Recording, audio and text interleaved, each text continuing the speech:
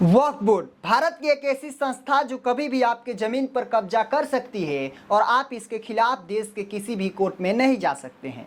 इस वक्फ बोर्ड ने आज देश के कई सरकारी संपत्तियों को वक्फ घोषित कर दिया है, जैसे इलाहाबाद हाई कोर्ट, सूरत नगर निगम भवन, आगरा का ताजमहल और प्रयागराज के चंद्रशेखर आजाद पार्क को भी वक्फ घोषित कर दिया है। यही नहीं, इस वक्फ बोर्ड ने तमिलनाडु के एक 1500 साल पुराना मंदिर समेत पूरे हिंदू बहुल गांव के कुल 369 एकड़ जमीन पर भी कब्जा कर लिया है। जबकि आपको जानकर आश्चर्य होगा कि ये इस्लाम धर्म तो मात्र 1400 साल पुराना ही धर्म है। तो आइए आज के इस वीडियो में जानते हैं ये वक्फ बोर्ड क्या है और भारत जैसे धर्मनिरपेक्ष देश में ये कार्य कैसे करता है। What is a Waqf board? क्या है वक्फ board? Let's explain to you what exactly is Waqf first. तो देखिए, वक्फ अरबी भाषा का एक शब्द है जिसका अर्थ होता है अल्लाह के नाम पर धर्मार्थ कार्यों के लिए सुपुर्द की गई संपत्ति, यानी अल्लाह के नाम पर दान की गई संपत्ति। यह दान कोई भी मुस्लिम व्यक्ति कर सकता है जिसका उम्र 18 वर्ष से अधिक हो। अब भारत में इस वक्फ बोर्ड का पहले इतिहास जान लेते हैं। तो देखिए, इसका इतिहास जो है दिल्ली सल्तनत से शुरू हुआ था, जब सुल्तान मुजाहिदीन सिंह गौर ने मुल्तान की जामा मस्जिद के पक्ष में 2 गांव समर्पित कर दिया था और इसका जिम्मा शेखुल इस्लाम को सौंप दिया था।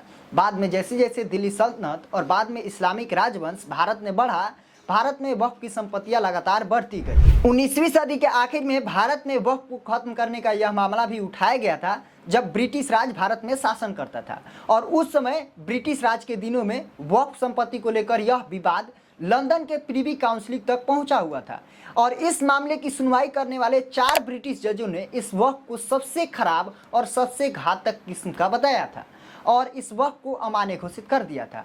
हालांकि 4 जजों के इस फैसले को भारत में स्वीकार उस समय नहीं किया गया था और 1913 के मुसलमान वक्फ अधिकरण अधिनियम ने भारत में वक्फ संस्था को बचा लिया था। धीरे धीरे वक्त गुजरा और फिर साल 1923 में एक मुसलमान वक्फ एक्ट पारित किया गया, जिसमें यह कहा गया कि वक्फ अपनी सारी संपत्तियों का ब्यौरा रखेगा और उसे सार्वजनिक करेगा। जो भी इसकी संपत्ति से आमदनी होगी वह सिर्फ चैरिटी के लिए ही इस्तेमाल किया जाएगा और इसका देखभाल का कार्य सरकार के सारा अंडर में होगा। धीरे धीरे और वक्त गुजरा और साल 1947 में भारत और पाकिस्तान का बंटवारा हो जाता है और उसी समय हमारा देश आज़ाद भी होता है। तब भारत में मुसलमानों के कई संपत्ति लवारिस पड़े हुए थे। इन लवारिस संपत्ति को देखते हुए हमारे देश के प्रथम प्रधानमंत्री पंडित जवाहरलाल नेहरू जी ने साल 1954 में एक वक्फ एक्ट लाते हैं ताकि भारत में रह रहे मुसलमानों को इस्लामिक रीति रिवाज में बढ़ोतरी हो सके और इसी वक्फ एक्ट के तहत 1964 में एक वक्फ बोर्ड की स्थापना की जाती है, जिसके मुख्य सदस्य के रूप में मुस्लिम विधायक, मुस्लिम एमपी, मुस्लिम वकील और मुस्लिम IAS अधिकारी को चुना जाता है। धीरे धीरे वक्त गुजरता है और अलग अलग सरकारें आती है और मुसलमानों के वोट बैंक पाने के लिए वक्फ में अलग अलग तरह के संशोधन करती है। लेकिन कांग्रेस सरकार द्वारा 22 नवंबर 1995 को वक्फ कानून में एक ऐसा संशोधन किया जाता है जिस कारण वक्फ बोर्ड को जमीन अधिग्रहण के असीमित अधिकार दे दिए जाते हैं। जैसे वक्फ एक्ट 1995 के धारा 3 के तहत कहा गया है कि अगर वक्फ बोर्ड को लगता है कि यह जमीन किसी मुस्लिम की है तो वह उस पर अपना अधिकार जमा सकता है। इसके लिए वक्फ बोर्ड को किसी सबूत की जरूरत नहीं है। वहीं आप वक्फ बोर्ड के खिलाफ कोर्ट में भी नहीं जा सकते, जैसे आप सुप्रीम कोर्ट में भी नहीं जा सकते। आपको वक्फ बोर्ड द्वारा बनाया गया एक ट्राइब्यूनल कोर्ट में ही इसका केस लड़ना पड़ेगा, जहां सारे लोग वक्फ बोर्ड के ही सदस्य होंगे। दूसरा है, वक्फ अधिनियम की धारा 85 में ये कहा गया है कि अगर आप ट्राइब्यूनल कोर्ट को यह संतुष्ट नहीं कर पाते हैं कि यह जमीन आपकी अपनी है तो आपको जमीन खाली करने का आदेश दिया जा सकता है। ट्राइब्यूनल का फैसला अंतिम फैसला होगा। तीसरा है, वक्फ अधिनियम की धारा 40 में यह कहा गया है कि जब वक्फ बोर्ड किसी व्यक्ति की जमीन पर दावा करता है तो जमीन पर दावे को साबित करना वक्फ बोर्ड की जिम्मेदारी नहीं है, बल्कि जमीन के असली मालिक जो है उसको अपना मालिकाना हक साबित करने की जिम्मेदारी है। जैसे वक्फ बोर्ड अगर आपकी जमीन पर दावा ठोक देता है तो आपकी जिम्मेदारी है कि ये साबित करे कि ये जमीन मेरी है, वक्फ बोर्ड की जिम्मेदारी नहीं है। बाकी आप वक्फ एक्ट 1995 का पूरा डिटेल गूगल से डाउनलोड करके पढ़ सकते हैं। यही नहीं, आपको ये जानकर आश्चर्य होगा कि जो प्रॉपर्टी वक्फ बोर्ड के पास साल 2008 में 4 लाख के करीब थी, आज 8,72,000 के करीब हो गई है। यानी 15 सालों में वक्फ बोर्ड की संपत्ति दुगुनी बढ़ गई है और ये वक्फ बोर्ड भारत में रेलवे और डिफेंस के बाद तीसरा सबसे बड़ा भूमि मालिक बन गया है। आप इस रिपोर्ट को देखिए, वक्फ बोर्ड ने सूरत नगर निगम के जमीन को ही वक्फ घोषित कर दिया है। इलाहाबाद हाई कोर्ट को भी वक्फ घोषित कर दिया है, यहाँ तक ताजमहल को भी वक्फ घोषित कर दिया है। और अगर ऐसे ही ये कानून चलता रहा तो एक दिन आपके और हमारे घर पर भी ये वक्फ बोर्ड दावा ठोक देगा। भारत के मशहूर वकील अश्वनी उपाध्याय बताते हैं कि वक्फ बोर्ड देश भर में जहां भी कब्रिस्तान की घेराबंदी करवाता है उसके आसपास की जमीनों को भी अपनी संपत्ति करार दे देता है। अवैध मजार और नई नई मस्जिदों के आसपास की जमीनों पर भी वक्फ बोर्ड लगातार कब्जा करते जा रहा है। वहीं अगर किसी का जमीन इसके आसपास पड़ता है तो उसे धमकाया जाता है कि जमीन छोड़ दे, नहीं तो उसकी पूरी जमीन वक्फ बोर्ड के नाम हो जाएगी। यही नहीं, वक्फ बोर्ड अपनी असीमित अधिकारों के दुरुपयोग से गरीबों का कन्वर्जन भी करा रहा है। जैसे वक्फ आदिवासी इलाकों में लोगों की जमीनों पर पहले नोटिस देता है, फिर गरीब व्यक्ति जब ट्राइब्यूनल का चक्कर लगाते लगाते थक जाता है तो उससे कहा जाता है कि अगर वह इस्लाम अपना लेगा तो उसकी ज़मीन बचा ली जाएगी और उसके नाम हो जाएगी। गरीब व्यक्ति लालच में आकर अपनी ज़मीन और अपनी संपत्ति के लिए धर्म परिवर्तन आखिरकार कर ही लेता है। दूसरा, ये वक्फ बोर्ड कन्वर्जन का काम करा रहा है। आदिवासी एरिया में जहाँ पे दलित होते हैं, ट्राइबल्स होते हैं, उनको ज़्यादा नियम कानून नहीं पता, वो वहाँ पे सालों से रह रहे हैं लेकिन उनके पास कोई डॉक्यूमेंट नहीं होता है। वहाँ जाके कहता है कि ये पूरा गाँव वक्फ का है। जब वो कहता है पूरा गाँव वक्फ का है तो वो बेचारे घबरा जाते हैं। उनको कंडीशन क्या देता है, ये आप या तो कन्वर्ट हो जाओ और अगर आप कन्वर्ट नहीं होगे तो ये सारी ज़मीन हम वक्फ की बना देंगे।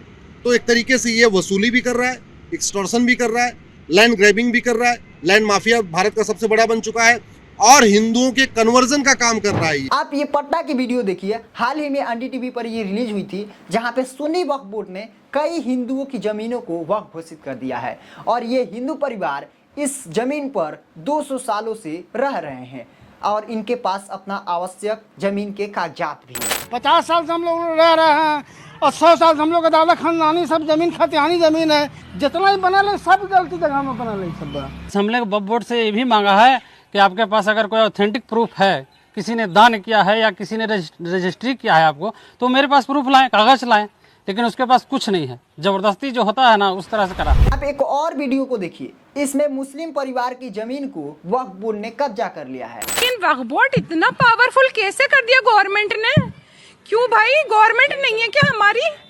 वक्फ बोर्ड क्यों? सही के साथ अगर सही है तो वक्फ बोर्ड रहे, नहीं तो मैं तो कहती हूँ तबाह हो जाए। आज की पहली सूरत में वक्फ बोर्ड तबाह हो जाए। अब ये तो एक दो उदाहरण है, ऐसे हजारों केस पूरे भारत में चल रहे हैं और इस हिंदुत्व विरोधी बोर्ड को जल्द से जल्द सरकार द्वारा खत्म कर देना चाहिए, क्योंकि इस बोर्ड को कुछ खास मुस्लिम लोग ही संचालन कर रहे हैं और उनके ही परिवार के लोग फायदा उठा रहे हैं और इसमें हिंदू मुस्लिम सभी की जमीनें जबरन से हड़पा जा रहा है। अच्छा, कुछ सरकारें इस वक्फ बोर्ड को करोड़ों रुपए की सहायता भी करती है। जैसे कांग्रेस सरकार ने लोकसभा चुनाव 2014 में मुस्लिम वोट बैंक पाने के लिए दिल्ली की 123 सरकारी संपत्ति को वक्फ के हवाले कर दी थी। इसमें 61 जमीनें दिल्ली के भू एवं विकास कार्यालय की और 62 जमीनें दिल्ली विकास प्राधिकरण की थी। वहीं आपको जानकर यह आश्चर्य होगा कि जब यह गैजेट निकला था, जब ये कांग्रेस सरकार द्वारा वक्फ बोर्ड को दी गई थी, तब देश में पूरी तरह से आचार संहिता लागू हो चुकी थी। हालांकि इस पर अभी कोर्ट में केस चल रहा है। दिल्ली के सीएम अरविंद केजरीवाल का ये वीडियो देखिए, जिसमें केजरीवाल वक्फ बोर्ड को हर संभव मदद करने का ये वादा कर रहे हैं। तो भी वक्फ बोर्ड को जब भी किसी चीज की जरूरत होगी, दिल्ली सरकार वक्फ बोर्ड के साथ है। ये वन इंडिया की रिपोर्ट को भी देखिए, जिसमें केजरीवाल सरकार 2015 से वक्फ बोर्ड को अब तक 101 करोड़ रुपए दे चुकी है। वहीं कांग्रेस सरकार द्वारा कर्नाटका में हाल ही में 100 करोड़ रुपए वक्फ बोर्ड को इसलिए दी गई ताकि वक्फ प्रॉपर्टीज का विकास हो सके। साल 1989 में उत्तर प्रदेश में कांग्रेस की सरकार ने एक अध्यादेश जारी किया था, जिसमें यह कहा था कि उत्तर प्रदेश की सारी बंजर, भीटा और ऊसर जमीनें वक्फ बोर्ड के रूप में दर्ज की जाएगी और वक्फ बोर्ड ने तेजी से इसका कब्जा करना भी शुरू कर दिया था। इसलिए आप रिपोर्ट भी देखेंगे तो सबसे ज़्यादा अगर वक्फ की संपत्ति किसी राज्य के पास है तो उत्तर प्रदेश राज्य के पास है। उत्तर प्रदेश में 2 बोर्ड चलता है वक्फ बोर्ड, एक शिया वक्फ बोर्ड, एक सुन्नी वक्फ बोर्ड, और ये तेजी से जमीन अधिग्रहण करते हैं। और आपको बता दें कि उस समय उत्तर प्रदेश की लाखों हेक्टेयर बंजर, भीटा और ऊसर जमीनें वक्फ संपत्ति के रूप में दर्ज कर दी गई थी।